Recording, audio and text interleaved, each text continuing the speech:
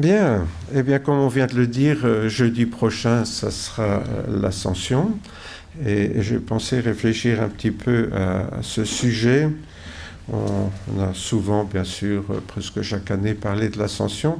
Je voudrais l'aborder d'une façon un peu particulière ce matin, en répondant à deux questions qu'on pourrait se poser, du moins ceux qui ont tendance à se poser des questions. Il y a des gens heureux qui ne se posent jamais de questions, ben voilà. Ils ont bien compris ce passage de l'Écriture qui dit que celui qui augmente sa science augmente sa peine. Donc, en n'augmentant pas sa science, on n'augmente pas sa peine. Mais enfin, quand même, vous savez que moi, j'ai un peu la fâcheuse manie de m'en poser beaucoup des questions, ce qui me permet quand même d'avoir prêché pendant plus de 50 ans sans me répéter de trop. Donc, ça aide quand même de se poser des questions pour aller toujours plus loin dans la réflexion sur la parole de Dieu. Alors, j'ai oublié, voilà, j'ai engagé ma lectrice préférée pour lire le texte. Voilà.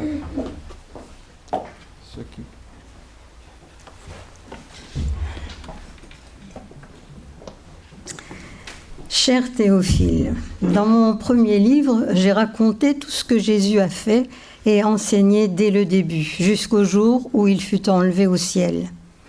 Avant d'y monter, il donna ses instructions par la puissance du Saint-Esprit à ceux qu'il avait choisis comme apôtres. En effet, après sa mort, c'est à eux qu'il se montra en leur prouvant de bien des manières qu'il était vivant. Pendant 40 jours, il leur apparut et leur parla du royaume de Dieu. Un jour qu'il prenait un repas avec eux, il leur donna cet ordre : « Ne vous éloignez pas de Jérusalem, mais attendez ce que le Père a promis, le don que je vous ai annoncé. Car Jean a baptisé avec de l'eau, mais vous, dans peu de jours, vous serez baptisés avec le Saint-Esprit. » Ceux qui étaient réunis auprès de Jésus lui demandèrent alors : « Seigneur, est-ce en ce temps-ci que tu rétabliras le royaume d'Israël ?» Jésus leur répondit : « Il ne vous appartient pas de savoir quand viendront les temps et les moments, car le Père les a fixés de sa seule autorité. Mais vous recevrez une force quand le Saint-Esprit descendra sur vous. Vous serez alors mes témoins à Jérusalem, dans toute la Judée et la Samarie, et jusqu'au bout du monde. » Après ces mots, Jésus s'éleva vers le ciel pendant que tous le regardaient, puis un nuage le cacha à leurs yeux. Ils avaient encore les regards fixés vers le ciel où Jésus s'élevait, quand deux hommes habillés en blanc se trouvèrent tout à coup près d'eux et leur dirent : « Hommes de Galilée, pourquoi restez-vous là à regarder le ciel ? Ce Jésus qui vous a été enlevé pour aller au ciel reviendra de la même manière que vous l'avez vu y partir. » Les apôtres retournèrent alors à Jérusalem depuis la colline qu'on appelle Mont des Oliviers. Cette colline se trouve près de la ville, à environ une demi-heure de marche. Quand ils furent arrivés à Jérusalem, ils montèrent dans la chambre où ils se tenaient d'habitude, en haut d'une maison. Il y avait Pierre, Jean, Jacques et André, Philippe et Thomas, Barthélemy et Matthieu, Jacques, le fils d'Alphée, Simon, le nationaliste, et Jude, le fils de Jacques. Tous ensemble, ils se réunissaient régulièrement pour prier avec les femmes, avec Marie, la mère de Jésus, et avec les frères de Jésus. Eh bien, voilà ce texte que nous connaissons bien sûr, en tout cas ceux qui ont l'habitude de lire la parole du Seigneur. C'est un des récits de l'Ascension, il y en a plusieurs dans les Écritures. Bien, comme nous venons de le lire, Jésus est remonté au ciel après avoir recommandé à ses disciples d'attendre donc quelques jours le don du Saint-Esprit que le Père allait leur envoyer. Et nous savons que cet événement s'est passé quelque temps plus tard, puisque cette semaine, nous allons commémorer l'ascension de Jésus, alors que chaque année, 40 jours après la fête de Pâques, ça se passe donc cette ascension. Tandis que 10 jours plus tard, c'est la Pentecôte, autrement dit 40 plus 10, 50. C'est ce que veut dire le mot Pentecôte. Pentecôte, ça vient du terme 50 en grec, est fixé donc 50 jours après Pâques. Alors, la Pâque chrétienne correspond plus ou moins à la Pâque juive, mais pas exactement. Mais toujours est-il donc que nous suivons le calendrier chrétien, mais avec le même principe, 40 jours après Pâques pour l'Ascension, 50 jours après Pâques pour la Pentecôte, qui tombera toujours un lundi. Donc, puisque quand ça tombe un jeudi, plus 10, ça fait forcément un lundi. Le Fils de Dieu donc avait quitté le ciel pour s'incarner en Jésus et donc remonter au ciel dont il était venu. Mais cette fois dans le corps glorieux de Jésus ressuscité. En fait, c'est presque le contraire de Noël. À Noël, Jésus est venu sur la terre, mais dans un corps comme vous et moi, exactement la même nature. Par contre, on se rend compte au travers de ces apparitions que lorsqu'il est ressuscité, ce n'est pas comme les gens que Jésus avait ressuscités. Lazare est revenu à la vie, c'était le même corps qu'avant. Le fils de la veuve de Naïm est revenu à la vie, c'était toujours le même corps. Et la même chose pour la fille de Jaïrus, que Jésus avait ressuscité aussi, c'était toujours le même corps. Ils sont remords, si j'ose dire. Ils sont morts quelque temps après, définitivement. Tandis que Jésus est revenu avec un corps tout à fait différent, qui se pose plein de questions et qui nous interpelle, bien sûr. Mais c'est intéressant pour nous parce que, en fait, Jésus est ressuscité avec le même corps que nous recevrons lorsque nous ressusciterons. Et cela, bien sûr, nous interpelle au premier degré puisque nous sommes concernés directement par cette résurrection de Jésus. Et de même que Jésus est remonté au ciel, nous serons appelés à le rejoindre dans l'éternité. Et c'est pour cela que l'Église, depuis le départ de Jésus, attend son prochain retour avec cette espérance donc de la résurrection dans un corps glorieux. Bien sûr, tout cela, vous le savez, c'est l'objet de la foi de l'Église, des croyants.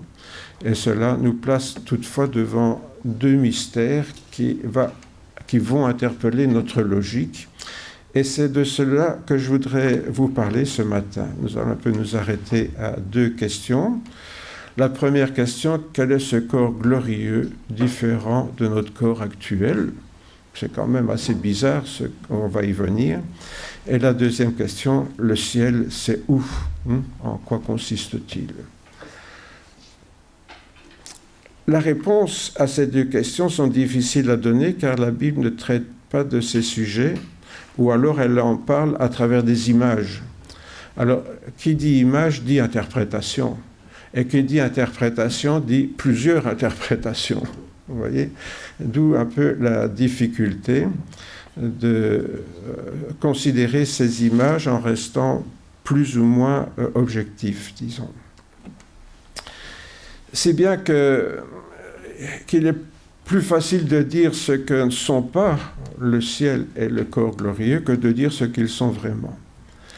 Mais on va quand même un petit peu essayer ce matin, parce que je crois que c'est important, parce que nous vivons dans un monde qui est rationnel, qui raisonne de façon logique, cohérente, et il faut reconnaître que souvent, les propos des chrétiens ne sont pas toujours très cohérents. Alors au moins, il faudrait qu'ils soient logiques, à défaut d'être cohérents. Alors parlons tout d'abord des corps glorieux, semblable à celui du Seigneur, que nous sommes appelés à revêtir un jour. Le seul exemple, bien sûr, que nous avons de cette existence d'un corps glorieux, c'est Jésus. Jusqu'à présent, c'est le seul Jésus qui est ressuscité avec ce corps extraordinaire, dont beaucoup ont attesté au 1er siècle, puisque pendant 40 jours, des tas de gens, plusieurs centaines de personnes, ont vu Jésus ressuscité. Alors pour eux, évidemment, c'est impossible de dire que ce n'est pas vrai. Quand une personne le dit, on sait que Marie de Magdala, quand elle est venue dire aux disciples que Jésus était ressuscité, ils l'ont pris pour une folle, quoi. Donc les apôtres de Jésus eux-mêmes n'y croyaient pas trop au début, avant d'avoir vu Jésus ressuscité. c'est le genre de choses qu'ils n'ont pu croire que lorsqu'ils ont pu vraiment le voir. Alors, le moins que l'on puisse dire à propos du corps de Jésus qui était ressuscité, la première chose, c'est que c'était assez étonnant, puisqu'il peut apparaître dans une pièce fermée, tout d'un coup, comme ça, sans passer par la porte, puisqu'elle est fermée, et disparaître tout aussi soudainement. Si bien qu'au début, les apôtres l'ont pris pour un fantôme. Bon, pour ceux qui croient aux fantômes, mais bon, à l'époque, apparemment, ils y croyaient fort. Le soir de ce jour, on voit dans l'évangile de Jean, donc c'est l'apôtre qui était lui-même témoin des événements qui nous le raconte. Le soir de ce jour, qui était le premier de la semaine, c'est quoi le premier jour de la semaine ? Dimanche. Comment ? Dimanche. Pourquoi ? Le jour de repos pour les Juifs, le sabbat, c'est samedi. Donc le premier jour de la semaine, c'est dimanche. Je vous pose la question parce qu'aujourd'hui, tous les chrétiens pensent que c'est le dimanche, que c'est, le lundi. Donc le soir de ce jour, qui était le premier de la semaine, donc Jésus est ressuscité un dimanche, les portes du lieu où se trouvaient les disciples étant fermées, et ça le détail est important, à cause de la crainte qu'ils avaient des Juifs. Donc en fait, vous savez que Jésus est mort, et eux, les disciples, ont peur qu'il leur arrive la même chose. C'est un peu logique. Lorsque un homme politique est enfermé, tous ceux qui pensent comme lui adoptent un profil bas. Donc, à cause de la crainte qu'ils avaient des Juifs, Jésus vint, se présenta au milieu d'eux et leur dit « La paix soit avec vous ». Bon, le reste, vous pouvez le lire dans l'Évangile. Donc, voilà donc Jésus qui apparaît dans une pièce fermée. Évidemment, les disciples sont assez troublés. Donc, si Jésus peut apparaître soudainement, on voit aussi qu'il peut aussi disparaître de la même façon. Dans un autre récit, vous vous rappelez l'histoire des disciples d'Emmaüs qui reviennent de Jérusalem vers leur petit village, là, qui est à peu près à 2 heures de marche.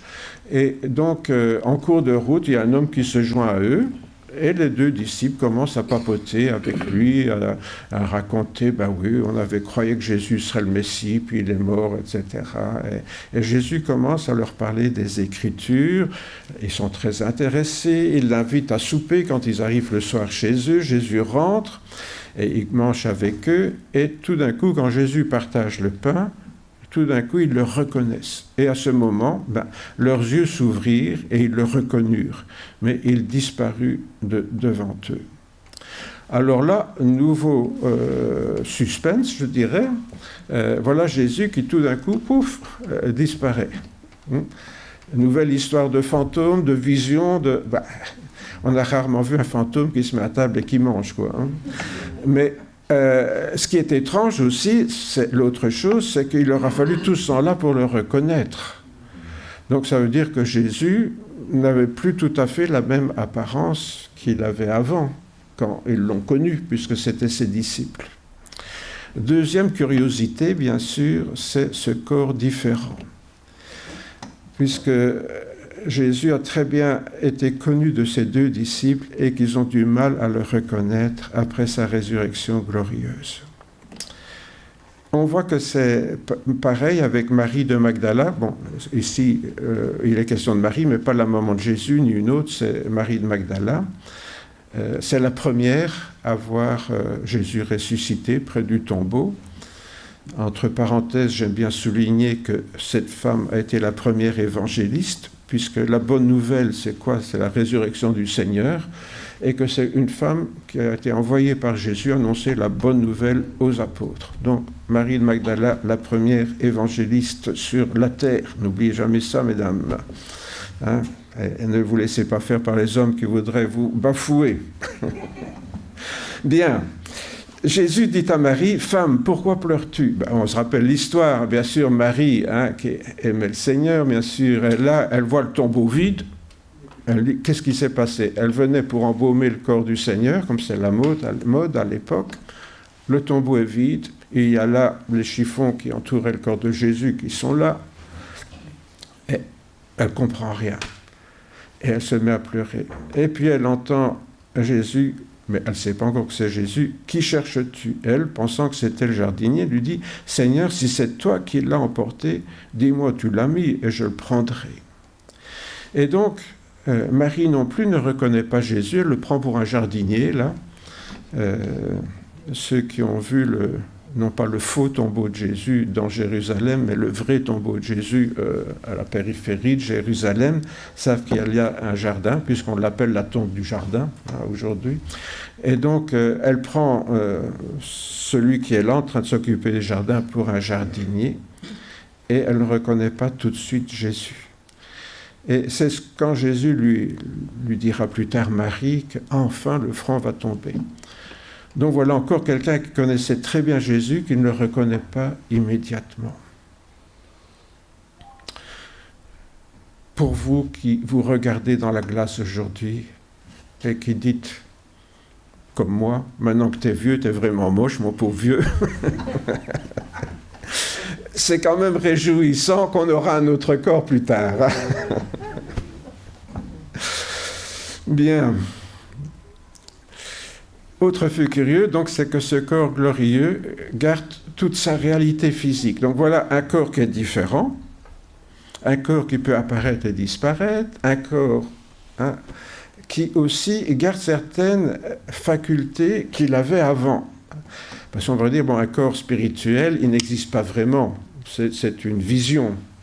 C'est une sorte d'hologramme qui apparaît aux disciples, mais qui n'a pas de consistance physique. Si, ce corps a une consistance physique, puisqu'on va la voir, les apôtres peuvent toucher Jésus, et même Jésus peut manger. On n'a jamais vu un hologramme qui peut manger quelque chose. C'est un autre récit lorsque Jésus apparaît à ses disciples et qu'ils sont évidemment terrorisés. Encore une fois, ils le prennent pour un fantôme. Mais Jésus leur dit, pourquoi êtes-vous troublés et pourquoi pareille pensée s'élève-t-elle dans vos cœurs? Voyez mes pieds, c'est bien moi. Touchez-moi et voyez, un esprit n'a ni chair ni os, comme vous voyez. Et disant cela, il leur montra ses mains et ses pieds. Alors, c'est étonnant, mais à la circonstance, Jésus n'a pas seulement une apparence physique, ils peuvent le toucher, et même Jésus peut leur montrer les stigmates de la crucifixion, puisqu'il leur montre ses mains et ses pieds.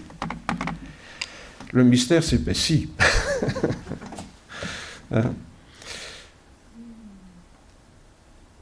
De plus, son corps glorieux garde aussi toutes les spécificités de son corps physique, puisqu'il a mangé de la nourriture devant eux. Comme dans leur joie, je continue la lecture, ils ne croyaient pas encore qu'ils étaient dans l'éternement. Il leur dit, avez-vous ici quelque chose à manger? Ils lui présentèrent du poisson rôti et un rayon de miel. Il en prit et il en mangea devant eux. Donc voilà, Jésus avec un corps glorieux, qui a des facultés, des caractéristiques tout à fait différentes d'une autre, et qui pourtant garde certaines facultés communes avec notre corps actuel, puisque Jésus est vraiment, on peut le toucher, et en même temps, il peut manger de la nourriture. Nourriture terrestre qu'il vient de manger, mais qui disparaît avec son corps glorieux. Puis on pourrait dire, cette nourriture, quand même, elle n'est pas ressuscitée avec lui. Oui, je suis un peu tordu par moments, je me pose vraiment des drôles de questions, mais quand même, voilà, Jésus est mort, il est ressuscité avec un corps glorieux, d'accord, mais ce qu'il vient de manger, ce n'est pas ressuscité avec lui, mais ça disparaît avec lui. Avouez que c'est quand même, assez étrange, parce que cette nourriture est transformée en nourriture glorieuse au moment où il disparaît. Alors, pardon pour cette remarque, mais je dis heureusement. Heureusement. Pourquoi? Je me suis dit, parce que sinon, il faudrait des toilettes au ciel. Vous avez déjà songé à ça? Mais excusez-moi d'avoir des pensées comme ça, mais c'est logique, non? Si cette nourriture qu'il vient de manger était restée la nourriture terrestre, je ne sais pas où elle passerait au ciel. Donc, on s'aperçoit ici que vraiment, on est devant quelque chose de mystérieux. C'est comme si vraiment Jésus avait la faculté d'entrer dans notre espace matériel et sortir de cet espace matériel qui est le nôtre pour entrer dans la dimension spirituelle qui est celle de Dieu. Autrement dit, jusqu'à présent, la seule chose qui semble évidente, c'est que ce corps glorieux peut passer d'une dimension à l'autre, de notre dimension matérielle, qui est la nôtre aujourd'hui, à la dimension spirituelle, qui est celle de Dieu, pur esprit, débarrassé de toute contingence matérielle. Le corps glorieux de Jésus a cette étrange faculté. Ce qui explique aussi peut-être certaines difficultés à comprendre toutes les prophéties de la fin des temps aussi, qui concernent notre propre résurrection. Bon, ça c'est un autre débat. Comme on le voit, donc, le corps glorieux de Jésus possède des propriétés radicalement différentes de notre corps terrestre, et pourtant il en garde tout de même certaines caractéristiques, ou en tout cas il peut les récupérer quand il veut. Toutes ces considérations donc sont les seules indications et les seules preuves de ce que nous deviendrons lors de notre résurrection. Alors, qu'est-ce qu'on peut dire de tout ça? Comment comprendre cela? C'est pratiquement impossible à comprendre. On peut constater, on peut le croire ou ne pas le croire, mais on se demande pourquoi les apôtres auraient raconté des choses qu'ils ont eu tellement difficiles à croire eux-mêmes. S'ils ne l'avaient pas cru possible, ils se seraient abstenus de la raconter. Mais non, pour eux, c'est tellement évident ce qu'ils ont vu qu'ils ont quand même accepté de mourir pour ça. Vous savez, quand j'invente une histoire, au moment où on met le couteau sur la gorge, je vais dire « Oh non, non, je vous ai raconté des blagues, les copains, il ne faut pas me tuer pour ça. Pardonnez-moi, c'était une blague. » Mais les apôtres n'ont jamais fait ça. Ils sont réellement morts, pas seulement les apôtres, mais des centaines de chrétiens sont morts parce qu'ils avaient vu ça, et ils en étaient absolument convaincus, même s'ils ne comprenaient pas cette chose étrange. L'apôtre Paul, alors, concernant ce qui nous adviendra à la fin des temps, nous en dit quelques mots qui ne nous éclairent pas beaucoup, mais qui nous aident quand même à réaliser. Quelqu'un dira, comment les morts ressuscitent-ils? Avec quel corps reviennent-ils? Insensé. Ce que tu sèmes ne reprend pas vie s'il ne meurt. Et ce que tu sèmes, ce n'est pas le corps à venir, c'est une simple semence. Puis Dieu lui donne un corps comme il veut, et donc les corps célestes et les corps... il y a donc les corps célestes et les corps terrestres. Et l'apôtre de continuer. Ainsi en est-il de la résurrection des morts. Nous sommes semés corruptibles, de notre mort, et nous ressuscitons incorruptibles, comme Jésus. Semés méprisables, on ressuscite glorieux. Semés plein de faiblesse, on ressuscite plein de force. Semés corps naturel, on ressuscite corps spirituel. S'il y a un corps naturel, il y a aussi un corps spirituel. C'est pourquoi il est écrit « Le premier homme, Adam, devint un être vivant. Le dernier Adam est devenu un esprit vivifiant. » Un esprit donc qui donne la vie. Le spirituel n'est pas le premier, c'est ce qui est naturel. Ce qui est spirituel vient ensuite. Le premier homme tiré de la terre est terrestre. Le deuxième homme vient du ciel. Et de même que nous avons porté l'image du terrestre, nous porterons aussi l'image du céleste.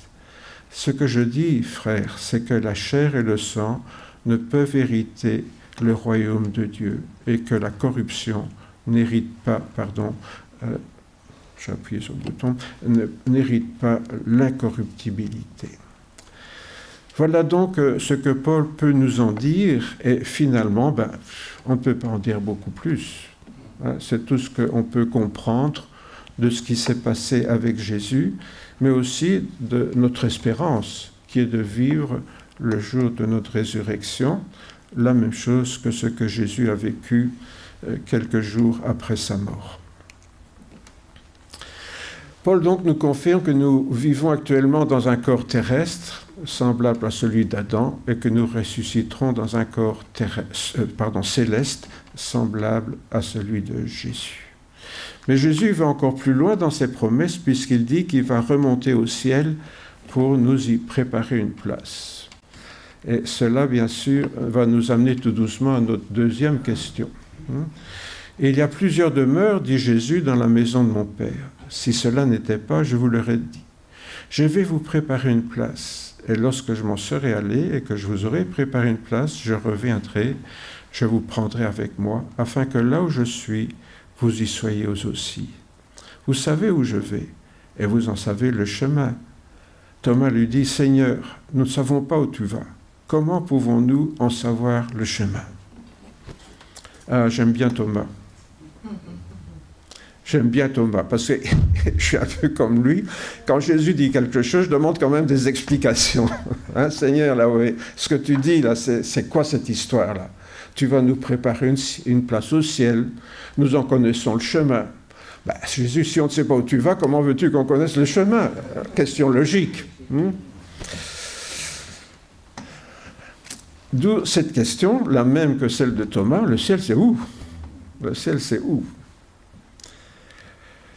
Vous savez, Thomas cultive l'art, je trouve, de poser des bonnes questions, hein, car même s'il parle de la maison de son père, Jésus ne dit pas pour autant où elle se trouve. Ben oui, voilà, je remonte près de mon père, voilà, mais c'est où ça? Par contre, Jésus lui répond clairement à propos du chemin emprunté. Et vous savez comment Jésus l'a affirmé un jour, et c'est un verset que nous répétons souvent. Hein. Jésus dit, « Je suis le chemin, la vérité et la vie. Nul ne vient au Père que par moi. » Et c'est certain qu'il y a beaucoup de religions sur la terre, mais aucune ne prétend déjà pouvoir rencontrer le Père, Dieu, ici-bas. Jésus est le seul chemin qui puisse nous faire rencontrer Dieu déjà dans cette vie. Et Jésus nous a dit comment? Par le don du Saint-Esprit. Et cela, nous tous qui l'avons emprunté, bien sûr, nous savons que Jésus est vraiment ce seul chemin et qu'il conduit vraiment à notre Père céleste. C'est difficile à expliquer à quelqu'un qui ne l'a pas expérimenté. Vous savez, il y a des choses qui sont difficiles à expliquer quand on ne l'a pas vécu. Hein. Comme les enfants sont montés, je peux prendre l'exemple que je dis toujours. Comment peut-on expliquer à un petit enfant ce que nous ressentons en tant que couple au moment de notre relation sexuelle? Comment expliquer à un enfant ce qu'on ressent? Vous seriez capable, vous? On peut dire, ah c'est bien quand papa est avec maman, qui sème la petite graine, hein, c'est bien, c'est agréable, mais comment le faire ressentir? Il y a des choses, vous voyez, dans la vie, même physique, qu'on est absolument incapable d'expliquer. On peut dire, bah, le jour où tu le vivras, tu verras. Et en fait, le salut est de cet ordre-là. Lorsqu'on dit à des gens qui ne sont pas chrétiens, vous savez, moi j'ai une relation avec le Seigneur, ils nous prennent pour des fous.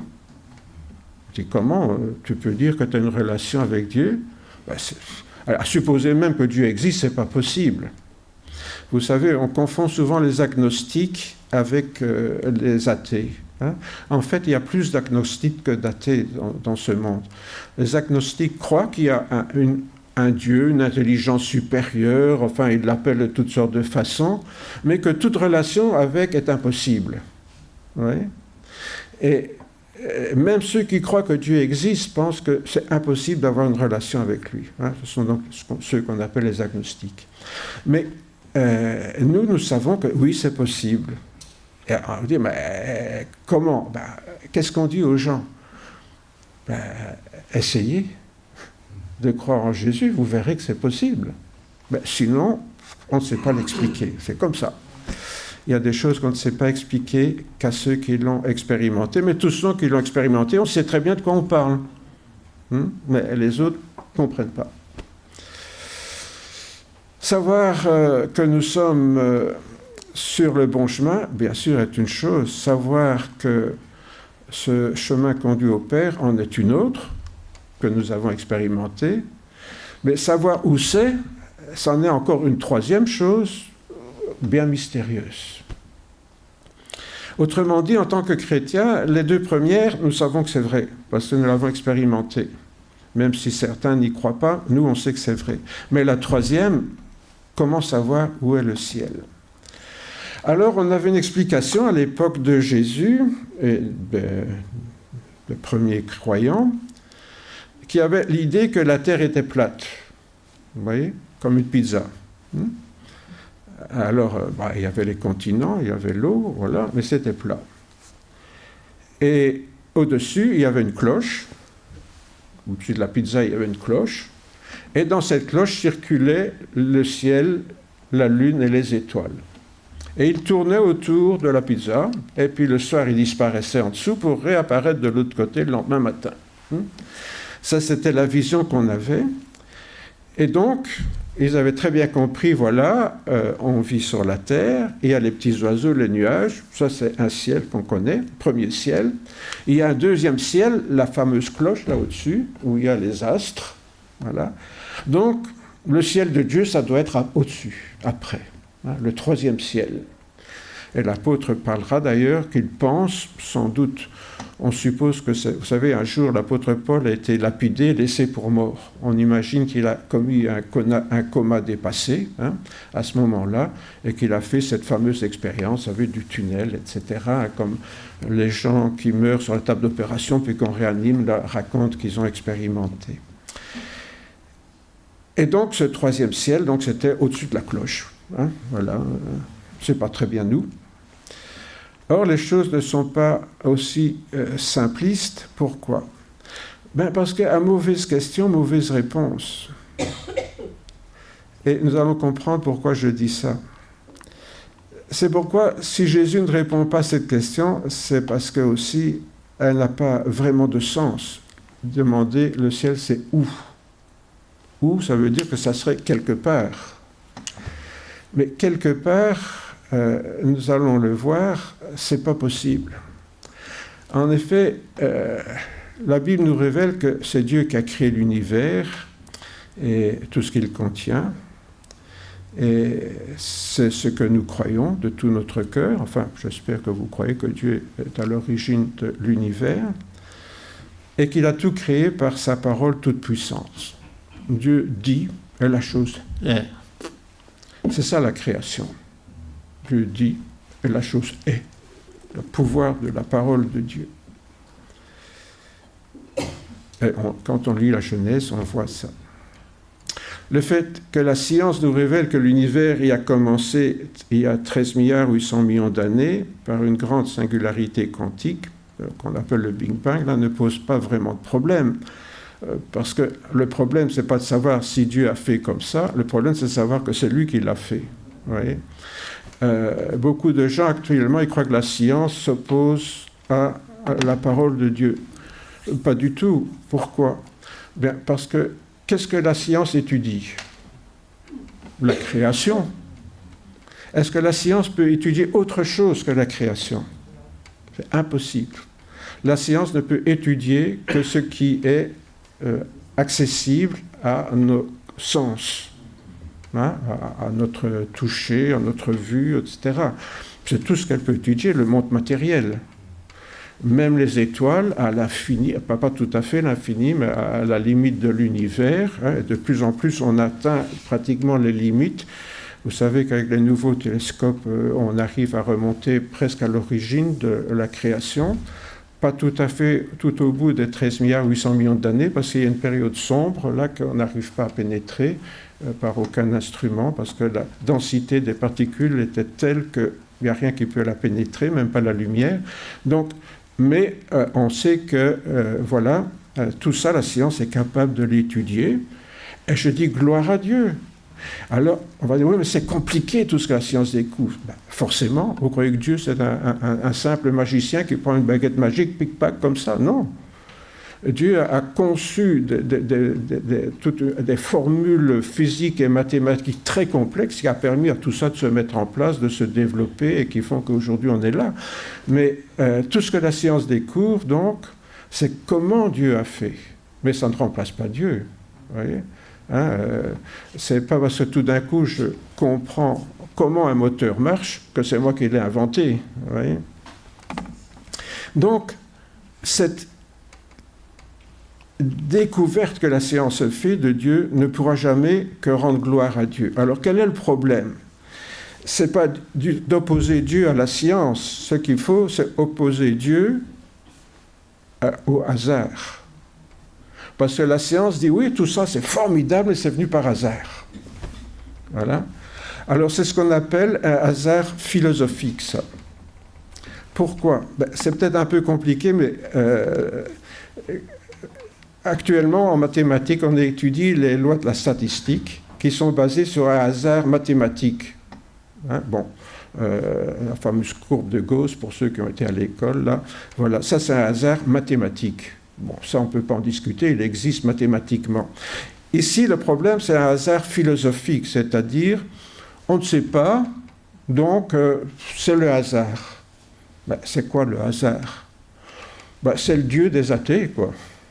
Hein? Nous, on a notre Dieu, et eux, ils ont leur Dieu, qui est le Dieu hasard. Oui? Bon.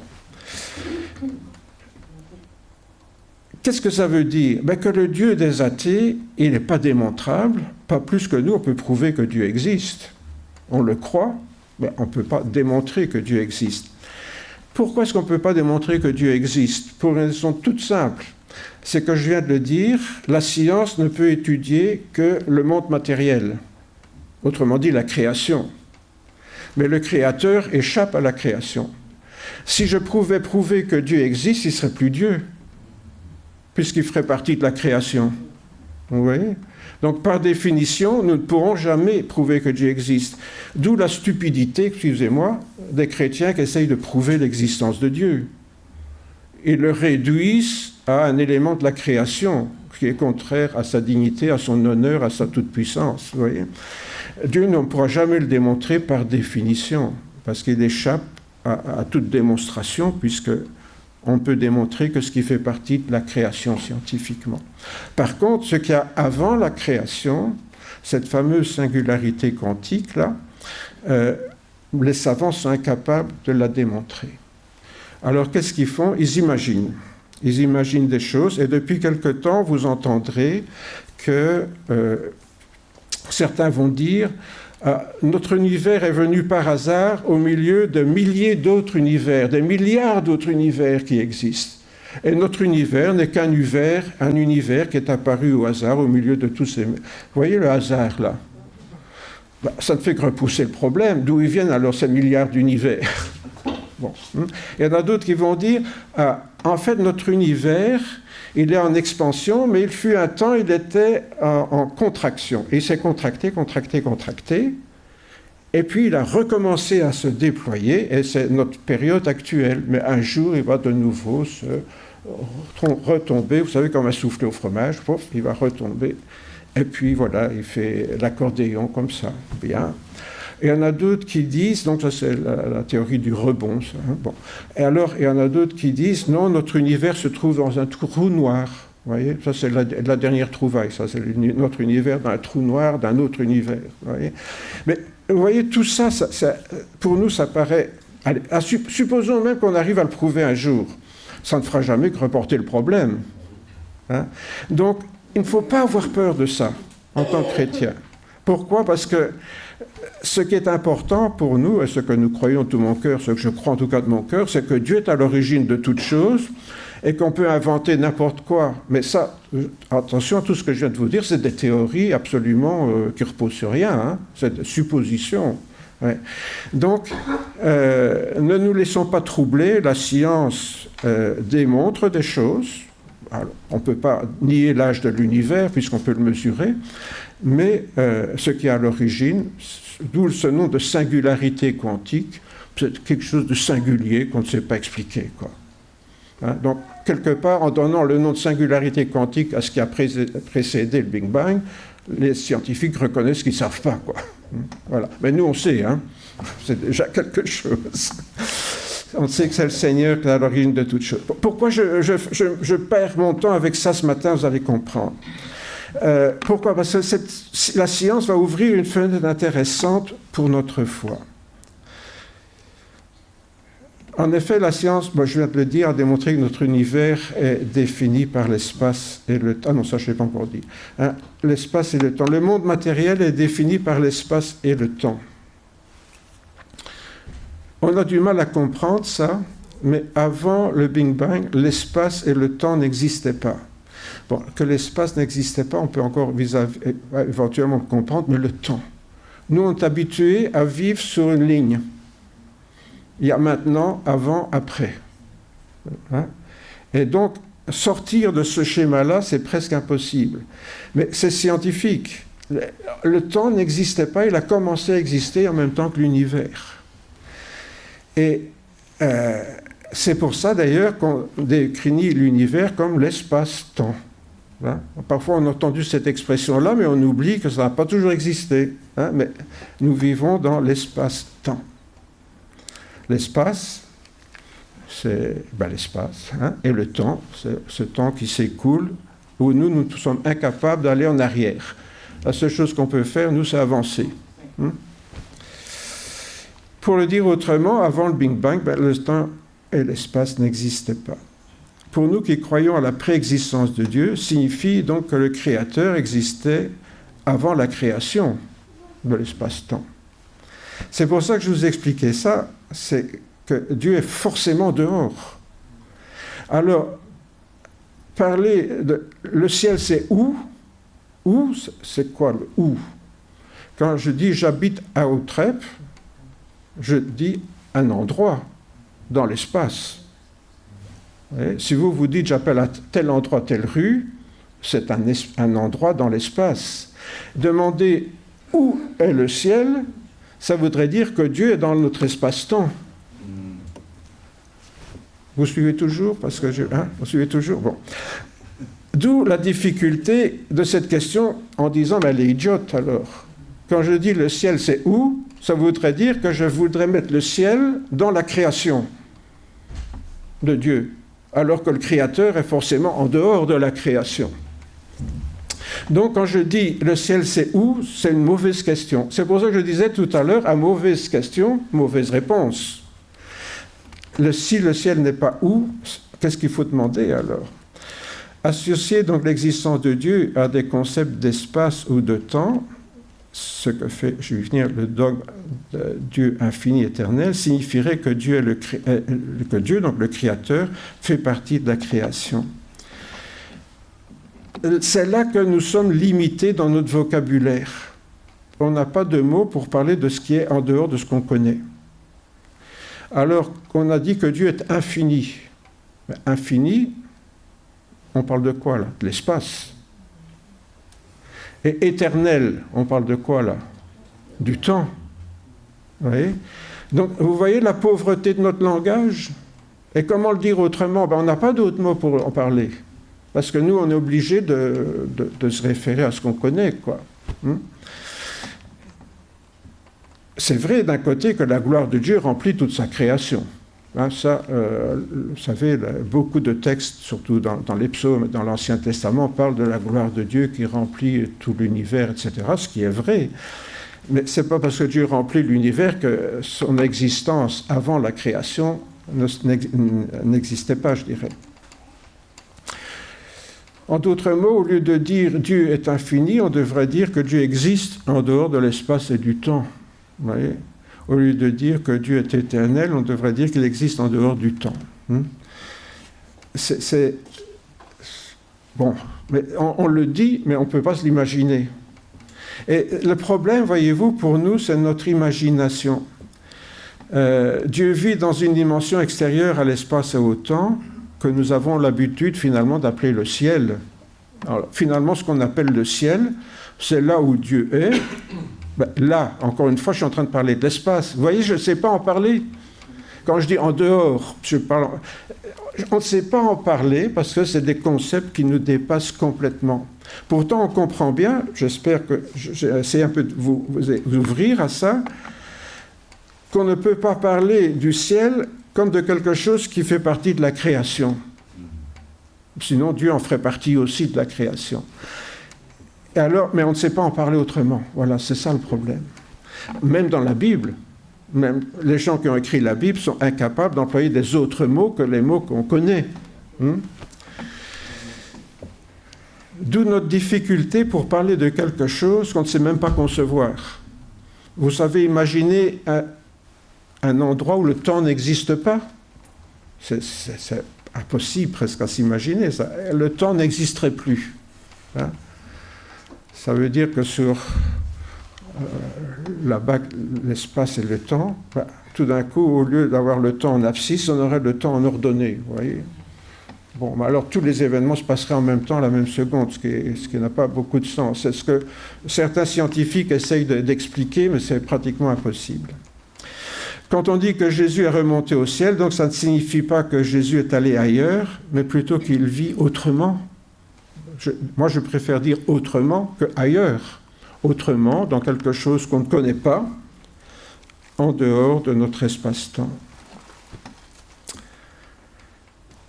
Alors évidemment, on ne sait pas le concevoir, comme je viens de le dire, on peut imaginer que les choses que nous connaissons, car nous avons besoin de comparer à quelque chose que nous connaissons déjà. Je me souviens quand j'étais à l'école que je raconterais l'histoire de Jacob, qui a acheté le droit d'aînesse d'Ésaü avec un plat de lentilles.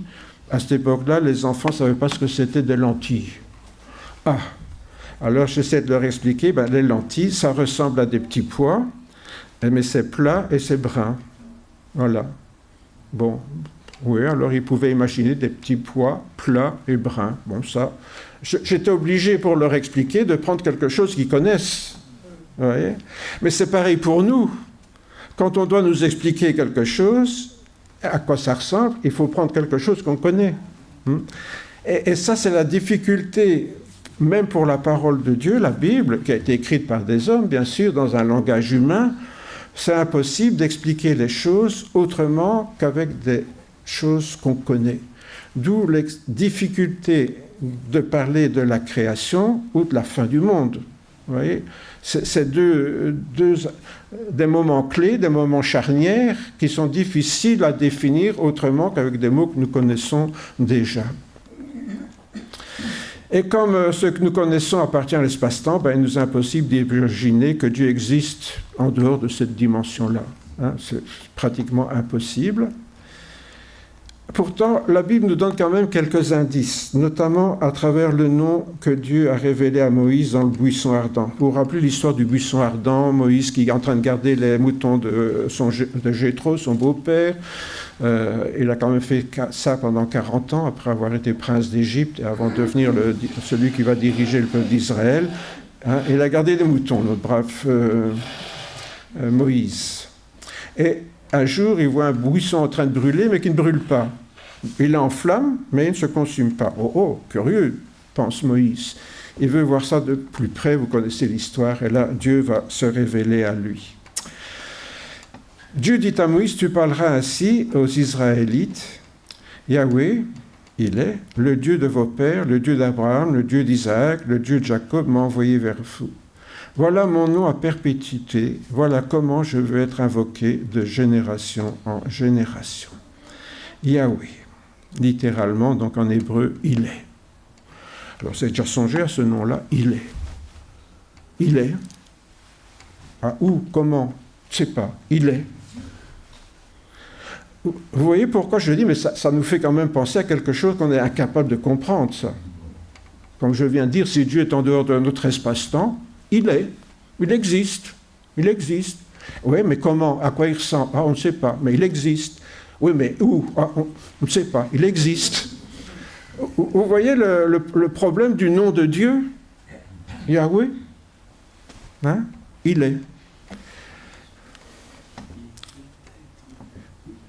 Mais si on regarde un petit peu avant, on voit Moïse qui dit à Dieu, d'accord, je vais aller vers les Israélites et je leur dirai, le Dieu de vos pères m'a envoyé vers vous.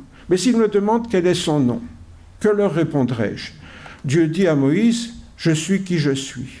Aeye, Asher, Aeye.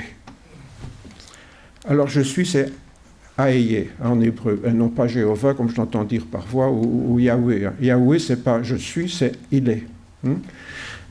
Je suis, c'est la conjugaison en hébreu. Aïe. Je suis qui, Asher, Aïe. Donc Aïe, Asher, Aïe en hébreu. Je suis qui je suis. Est-ce que je suis beaucoup avancé? Il ajouta, c'est ainsi que tu répondras aux Hébreux. Je suis m'a envoyé vers vous. Aïe m'a envoyé vers vous. on n'est pas beaucoup plus avancé. D'un côté, il dit, ah, mon nom c'est il est. Hein? Et maintenant, je suis m'a envoyé vers vous. Je suis, mais je suis où? Je suis quoi? Je suis comment? Je ne sais pas, je suis. Vous voyez pourquoi je trouve intéressant la manière dont Dieu s'est révélé à Moïse? Parce qu'en fait, il s'est révélé sans rien révéler. En tout cas, sans rien révéler qu'on puisse comprendre intellectuellement. Vous voyez? Et donc, je trouve que la Bible, finalement, nous révèle les choses. Et qu'il ne faut jamais penser que la science contredit la Bible.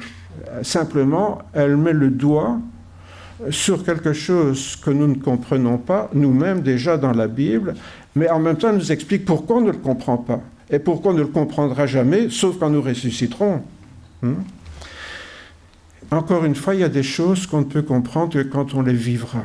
Alors que Jésus est le chemin, nous le savons, qu'il conduit au Père, nous le savons, et qu'un jour nous le rejoindrons dans l'éternité. Où, comment, on ne sait pas.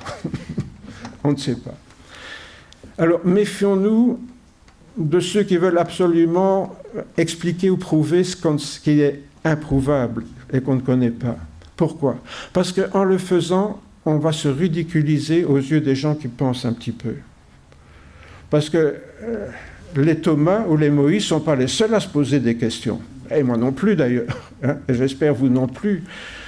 Quand on se pose une question dont on n'a pas la réponse, qu'est-ce qu'on fait honnêtement? On dit « je ne sais pas ». Et il n'y a pas de honte pour les chrétiens de dire « je ne sais pas ».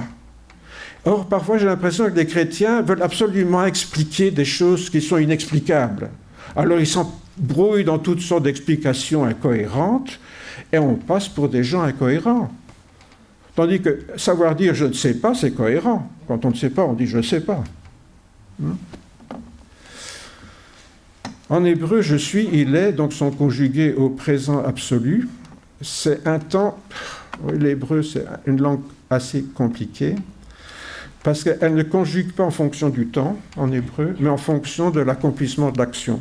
Donc, une action est à faire, une action, on est en train de la faire, une action, elle est faite. Vous voyez? Bon. On conjugue en fonction de l'état et non pas du temps.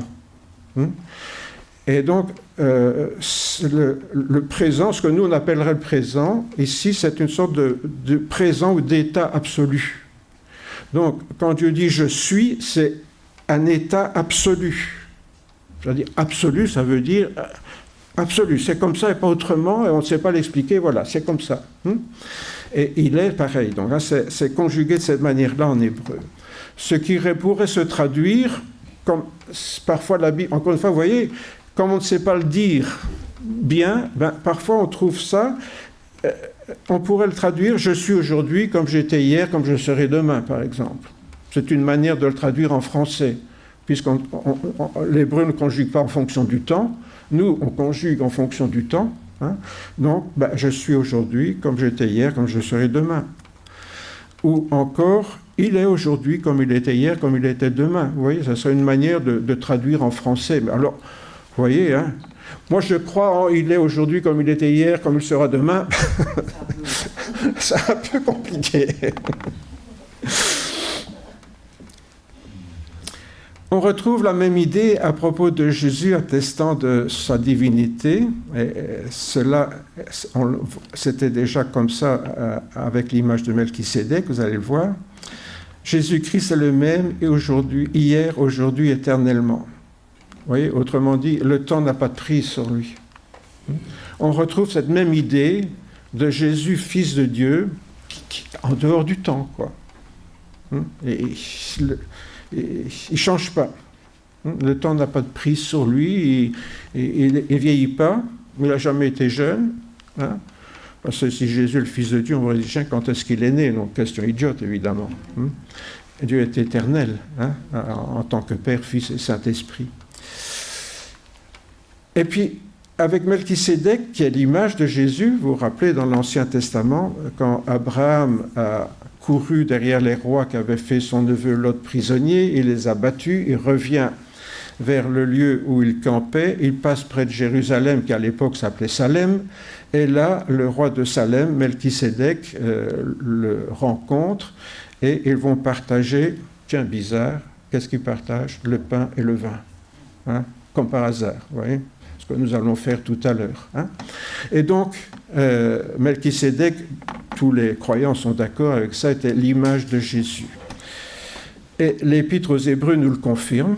Hein, c'est en précurseur que Jésus est entré pour nous au-delà du voile, ayant été souverain sacrificateur pour toujours, selon l'ordre de Melchisédek, qui était ce roi de Salem et sacrificateur du Dieu très haut, à qui Abraham donna la dîme de tout le butin. Sacrificateur pour toujours, selon l'ordre de Melchisédek. Pourquoi? Tous les sacrificateurs en Israël étaient sacrificateurs selon l'ordre d'Aaron et de sa famille, les Lévites. C'était cet ordre-là. C'était la tribu qui n'avait pas de territoire.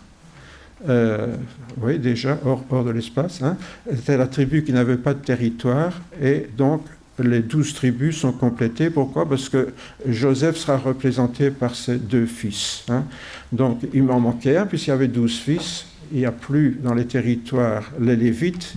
Mais Joseph donne ses 2 fils et on retrouve les 12 tribus donc, dans Israël. Mais donc, lui, Jésus, est selon l'ordre de Melchisédek. Alors, Melchisédek, personnage étrange.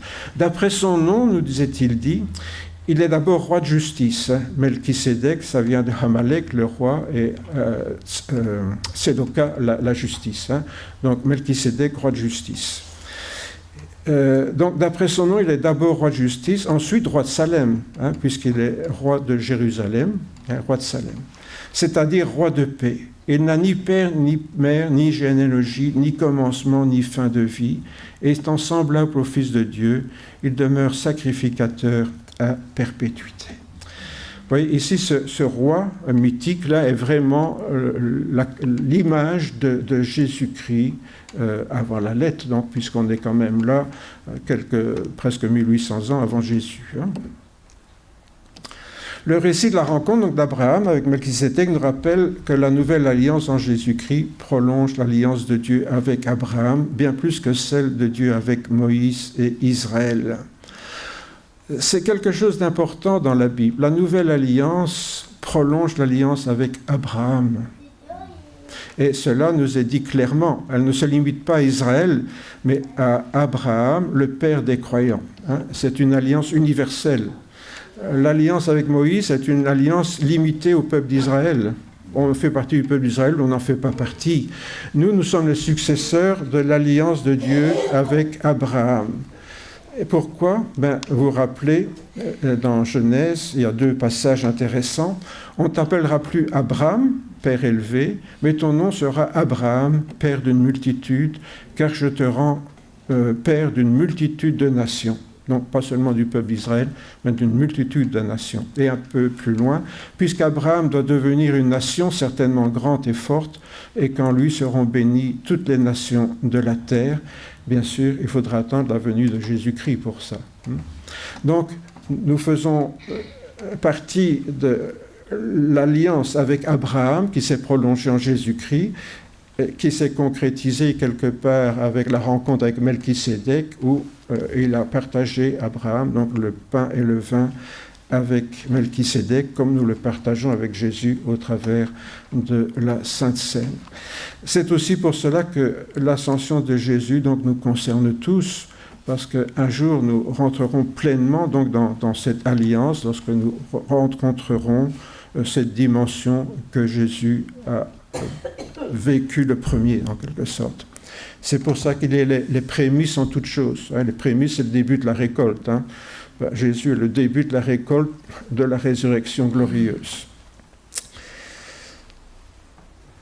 Ça veut dire quoi? Ça veut dire qu'au moment de la rencontre avec Abraham, le Fils de Dieu existait déjà de façon spirituelle et donc immatérielle en dehors de notre univers. Or, seul un corps spirituel, nous l'avons lu dans l'apôtre Paul, peut entrer dans ce monde spirituel. Hein, ce qui est de la terre est terrestre, ce qui est du ciel est céleste. Dès lors, pour sortir de notre univers et retourner au ciel, Jésus devait quitter son corps physique en mourant sur la croix et revêtir un corps spirituel lors de sa résurrection le jour de Pâques, comme il l'a fait, donc avec cette résurrection glorieuse. Son ascension, donc, n'est pas un déplacement dans l'univers, comme on l'entend parfois. Vous voyez, l'idée de remonter au ciel, ça donne cette idée que Dieu se serait déplacé dans l'univers, mais pas du tout. Quand Jésus est remonté au ciel, il a changé de dimension, ce qui est quand même tout à fait différent. Il a quitté la dimension terrestre pour entrer dans la dimension céleste. Et s'il s'est élevé devant ses disciples, c'est pour leur donner une image concrète qu'ils puissent retenir, quoi, parce qu'il serait disparu de nouveau, il serait demandé, tiens, où il est passé. En s'élevant là, ah oui, il est retourné près du Père, quoi, hein. Mais donc, ce n'est pas un déplacement dans l'univers, c'est une sortie de l'univers et donc de l'espace-temps, un changement de dimension hors de notre espace-temps. Une dimension que nous qualifions à tort d'infini et d'éternel, parce qu'on ne sait pas la définir autrement. Comment définir? Bon, il n'y a pas d'autre mot qu'on puisse utiliser vraiment. Alors, pourquoi est-ce que Roger vous a enquiquiné avec tout ça ce matin? Vous savez, je ne tiens pas, à vous faire douter de la Bible, au contraire. Tout ce que le Seigneur nous révèle dans la parole de Dieu, tout ce qui concerne le monde matériel, la science ne peut que confirmer la complexité de la sagesse divine qui a inventé, je dirais, supposons qu'on me voit fabriquer une voiture. Ah, Roger, il est doué. Vous avez raison de le penser, mais enfin bon, voilà, Roger, il est doué. Mais supposez que j'invente des robots qui fabriquent une voiture tout seul. C'est quand même plus génial. Vous voyez ? C'est pour ça qu'on ne doit pas avoir peur de ce que la science découvre, parce qu'elle nous montre comment Dieu a fait. Formidable. Vous voyez ? C'est beaucoup plus complexe que de croire à un Dieu magicien, un peu comme, je ne sais pas moi, un magicien qui fait des choses avec la baguette magique. Là. Non, la science nous montre la complexité de l'univers, qui nous montre la complexité de la pensée divine, la sagesse de Dieu qui a conçu tout ça pour que ça se mette en place. Vous voyez, c'est extraordinaire ça. Alors, la science nous dit, oui, mais par hasard. D'accord, laissons-les croire ce qu'ils veulent, nous on croit autre chose. Nous ne croyons pas à ce hasard philosophique, le hasard mathématique, d'accord, mais pas le hasard philosophique. Pour accepter une fois pour toutes que nous ne savons rien du ciel et de tout ce qui existe en dehors de notre monde, est-ce qu'on peut accepter ça une bonne fois pour toutes? On n'en sait rien. Alors osons dire que nous n'en savons rien, sinon que c'est en dehors de l'espace-temps, c'est tout ce qu'on peut dire. Pas grand-chose donc. Pour accepter que les mots que nous utilisons pour en parler, qui viennent de la Bible, ne sont que des approximations. Vous voyez, user de littéralisme à ce niveau-là, ça va nous conduire dans des stupidités. Ça va faire assimiler le Créateur à la création. C'est dangereux, ça. Vous voyez ? Donc, soyons prudents. Pour accepter de ne plus perpétuer des descriptions enfantines qui nous ont été proposées quand nous étions encore des bébés.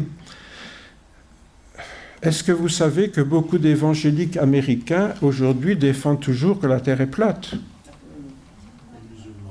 Et qu'ils ont fait un musée créationniste pour prouver que la Terre a 6000 ans. Quand on est devant de telles absurdités, comment voulez-vous qu'on prenne l'Évangile au sérieux? On ne peut pas nier l'évidence scientifique qui est absolument prouvée maintenant, et en même temps prétendre enseigner la vérité sur le salut en Jésus-Christ. Alors que tout ce que la science nous prouve, je ne le répéterai jamais assez, c'est la sagesse infinie de Dieu, la complexité de sa pensée pour la création. Donc n'ayons pas peur, la science glorifie Dieu chaque fois qu'elle fait une découverte. Elle va plus loin dans la sagesse de Dieu. C'est tout ce qu'elle peut faire. Il ne faut pas avoir peur. Par contre, rester avec des idées enfantines va nous faire passer pour des arriérés mentaux. Et tous ces chrétiens qui malheureusement croient encore à une terre plate, vous pensez bien quand ils parlent de Jésus, ils passent pour des débiles, on les écoute même pas. Pour accepter d'en parler donc en adulte cohérent aux personnes incroyables et ne plus ridiculiser l'Évangile à leurs yeux. Encore une fois, ce qu'il faut, c'est être cohérent. C'est pas prétendre tout savoir. Il faut savoir dire, non, ça je ne sais pas, mais la conception qu'on peut avoir, c'est ce que je viens de vous dire, voilà, un Dieu qui existe dans notre univers, mais restons cohérents avec ce que nous croyons. Et enfin, pour accepter les réalités spirituelles qui nous échappent le plus souvent. Parce qu'évidemment, le danger, ça serait alors de mettre en doute l'existence de Dieu et l'existence du monde spirituel, parce qu'il nous échappe. Parce que si je dis on n'en connaîtra jamais rien, alors on n'est pas obligé d'y croire. Si, ou alors toute notre foi s'effondre.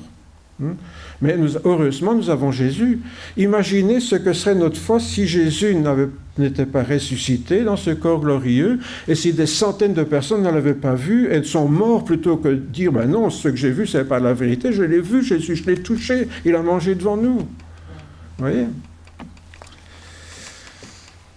Mais surtout, bien sûr, pour bien nous convaincre que ces réalités spirituelles sont bien réelles, puisque nous avons la preuve en Jésus-Christ, notre divin modèle.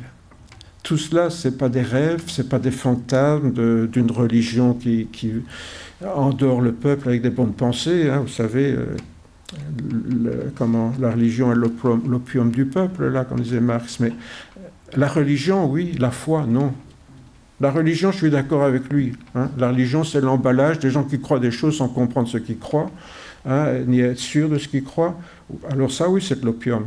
Mais quand on a vécu quelque chose, on sait en quoi j'ai cru. Je sais en qui j'ai cru. Et surtout pour qu'à Dieu, Père, Fils et Saint-Esprit, revienne toute la gloire de cela. Amen. Amen. Amen. Prions le Seigneur.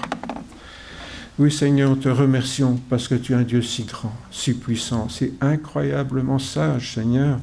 Quand nous voyons tout l'univers, tout ce que tu as créé simplement par ta sagesse, par tes plans infinis, par tout ce que tu as mis en place, Seigneur, pour que telle chose arrive plutôt qu'une autre lors de cette expansion de l'univers, lors de toute la création. Seigneur, quelle sagesse infinie. Et merci pour la science, Seigneur, parce qu'elle nous montre encore plus combien tu es sage, encore plus combien ta sagesse remonte à bien avant la création du monde, où tu avais tout prévu, tout planifié. Seigneur, cette sagesse extraordinaire nous rend... On ne sait pas quoi dire, Seigneur, c'est trop grand pour nous. Mais c'est trop grand aussi pour nous de parler de toi, parce que tu vis en dehors de tout ça. On ne peut que parler de toi avec des approximations. Pardon, Seigneur, de ne pouvoir parler de toi que de manière approximative. Mais nous savons, Seigneur, que tu es vrai, que tu es authentique, parce qu'en Jésus, tu nous prouves que tout ça n'est pas un rêve, que tout ça n'est pas des fantasmes. C'est pourquoi, Seigneur, nous croyons à la naissance miraculeuse de Jésus. Nous croyons à sa mort expiatoire sur la croix, mais surtout, Seigneur, nous croyons à sa résurrection glorieuse. Seigneur, lorsqu'il a revêti un corps spirituel, un corps céleste, semblable à celui que nous connaîtrons un jour. Et merci Seigneur, parce que nous savons que comme il l'a dit lui-même, il est remonté pour nous préparer une place. Remonté, encore une approximation Seigneur, mais il est allé dans ce lieu, dans cet endroit qu'on ne sait pas définir, qui est le ciel, mais où nous entrerons un jour et nous vivrons éternellement avec lui. Oui Seigneur, pardonne-nous pour toutes ces approximations, mais nous ne savons pas les dire autrement, mais nous voulons croire de tout notre cœur à leur existence. Et cela parce que Jésus nous en a parlé, parce que ta parole nous en parle, parce que tout en nous, Seigneur, en atteste au plus profond de notre cœur par ton Esprit Saint. Oui Seigneur, sois loué et glorifié au nom de Jésus. Amen. Amen.